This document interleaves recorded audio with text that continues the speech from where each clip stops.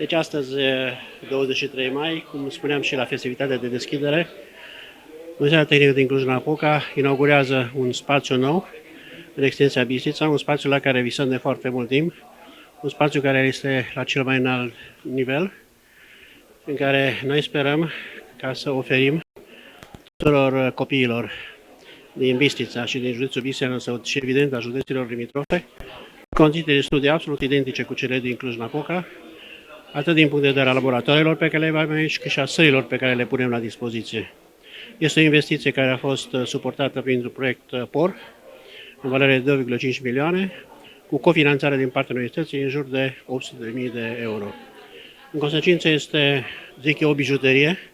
aici în kilometrul zero al orașului Bistrița, la kilometrul zero al educației, al învățământului și tehnic și de cercetare pe care îl oferim, așa cum am spus, comunității din Bistrița. Înseamnă un viitor